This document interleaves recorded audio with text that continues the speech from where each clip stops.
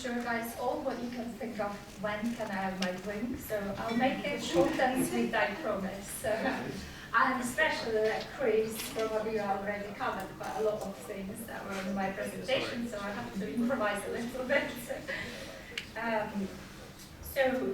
There's to the what TLT is. It's a law firm, a bit smaller than Evershed. However, it's been TLT well recognized as a law firm in 2022. I'm here just to tell you what we're doing in terms of sustainability journey at TLT.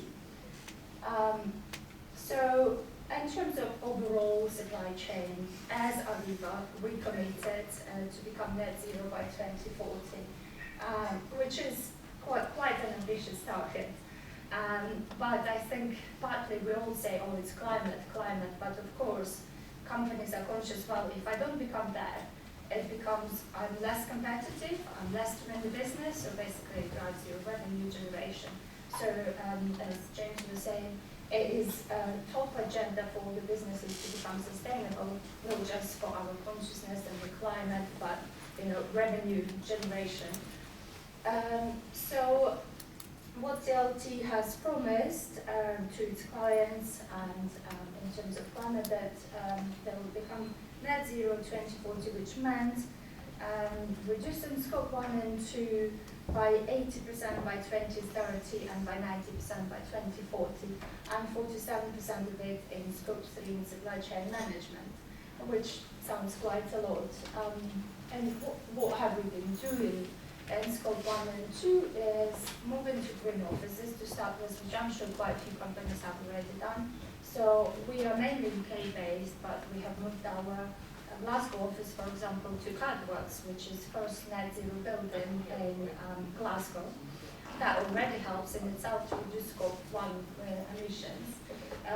We are moving our Manchester office to a building in Eden, which has actually, I think, the biggest green wall in the building in Europe. So again, that will contribute to the sustainability.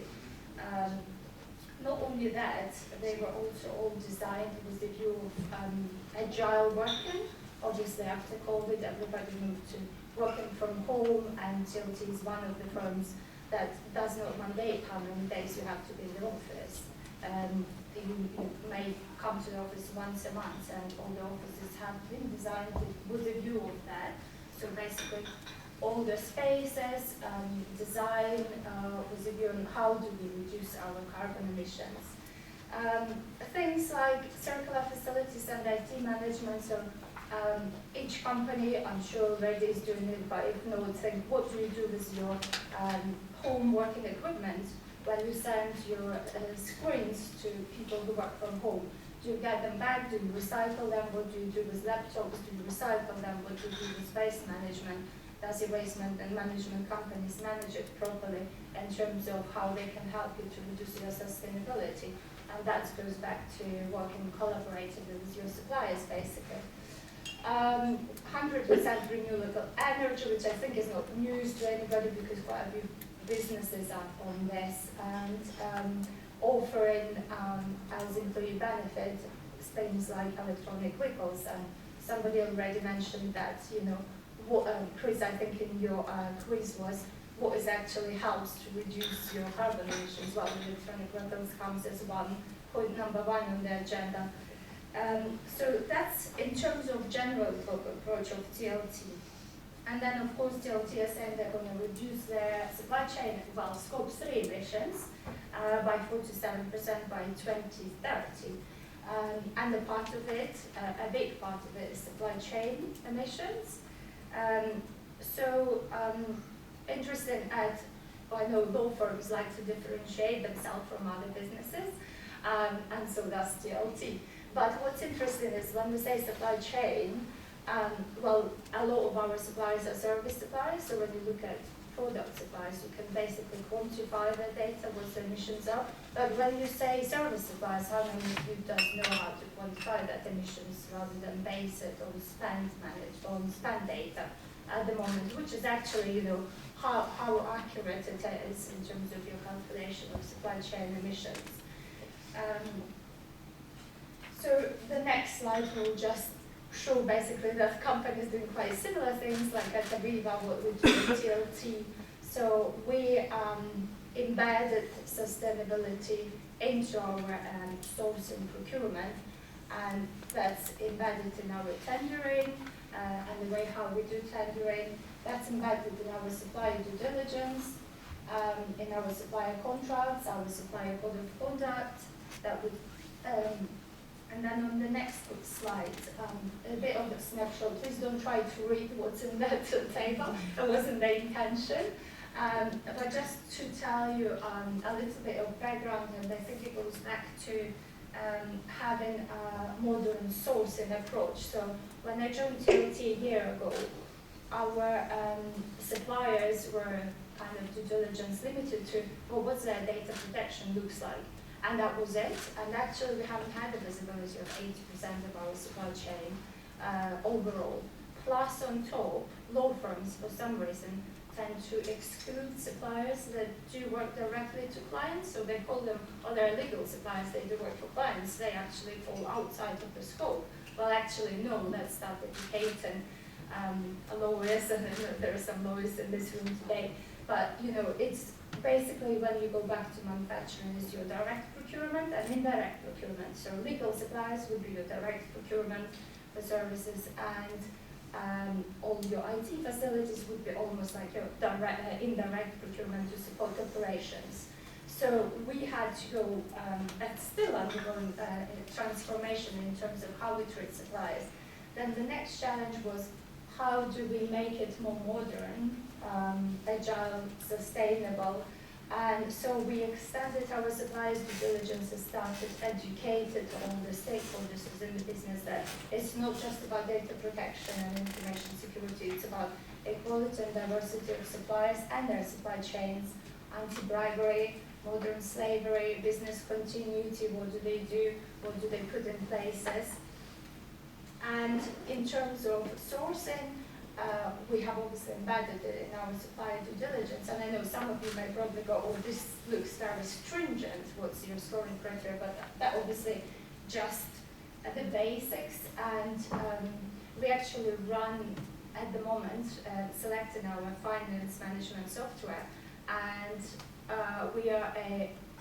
it's been quite an extensive project. And we have piloted the collaborative approach with all stakeholders, where we had in the room 20 people from our company and all representatives like people from finance team, business manager, project managers, users, fee owners that were engaged directly, which actually helped us to shorten our sourcing cycle, but at the same time look at the things like what sustainability they use and what approach to modern slavery they have got. And lastly, on the overall, so the next stage, obviously, for us, we have got all that work done. We have got sustainability, we have got sustainability assessment matrices for our suppliers. What's next?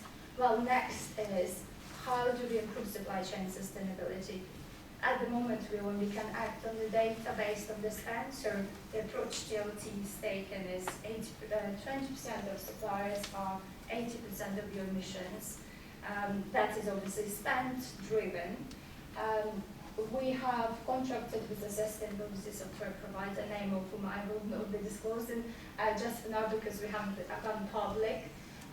But even using implementation of the sustainability software was quite a challenge because it's so new for people. They don't know what data we want to gather. They don't know what we want to do with this data, and especially if it's service providers, or you have combination of like product and service, how do you quantify that data? So we, as a next step, we are going to engage with suppliers outside of already engagement that happened, where we gather the data, what their sustainability looks like. Do they commit to SBTI? Have they verified their targets by SBTI? And then ask them what is our share of their emissions. So we're going to approach 20% of suppliers, say, can you please provide us percentage of your revenue from us, basically, and what's your overall percentage of greenhouse gas emissions, and try to quantify the data a better way to bring it closer to reality, and then identify quick wins, because obviously some suppliers will have the data, some suppliers won't have the data. So you have quick wins, suppliers who have got the data, work with them then how to reduce this and how to quantify it.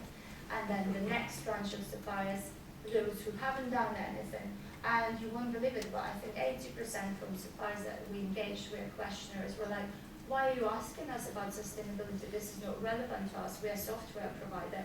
Well, yes, but this is relevant.